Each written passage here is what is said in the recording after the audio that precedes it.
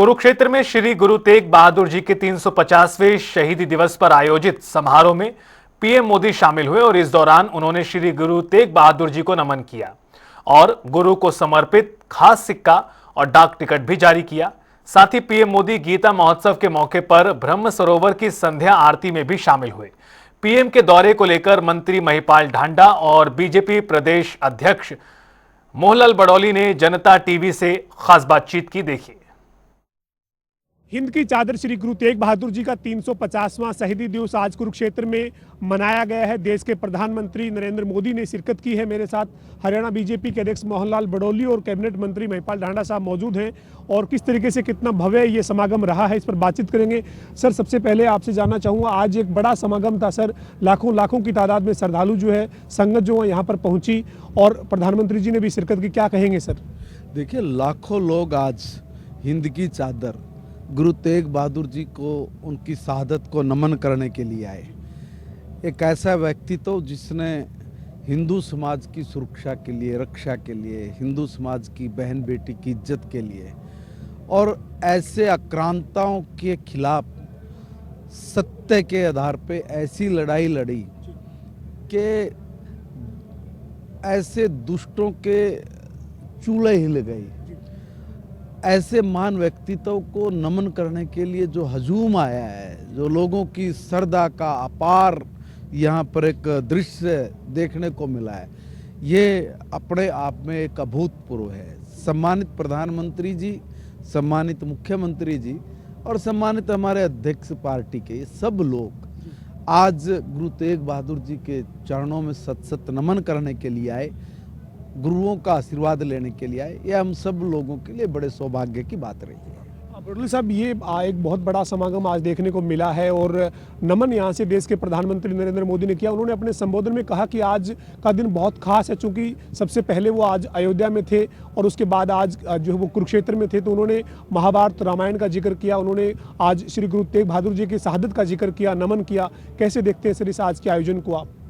आज का जो ये आयोजन है ये विशेष है और दोनों विशेष दिन है।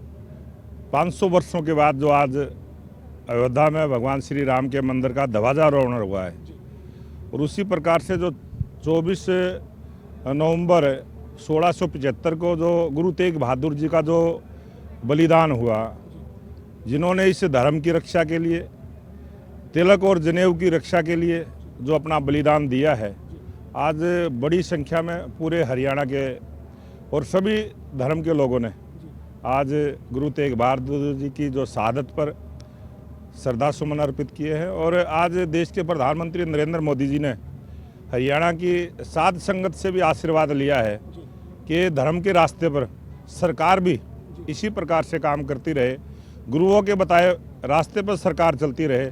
इस बात का संदेश आज देश के प्रधानमंत्री नरेंद्र मोदी जी ने दिया है। साहब, एक सवाल सर, और प्रधानमंत्री जी ने अपने संबोधन में तमाम जिक्र किया, शहादत का जिक्र किया, साथ ही साथ उन्होंने नशे की भी बात की। उन्होंने कहा कि जो नशा है वो परिवार, समाज सबको मिलकर उसके लिए लड़ाई लड़नी होगी। सरकार अपने स्तर पे काम कर रही है, लेकिन समाज और परिवार तक का सहयोग की बात उन्होंने की। तो आप मानते हैं सर कि ऐसे मौके पर जब हम अपने गुरुओं को याद कर रहे हैं, उनकी शहादत को याद कर रहे हैं, तो एक बड़ा सामाजिक तौर पर संदेश देने का उन्होंने प्रयास किया है?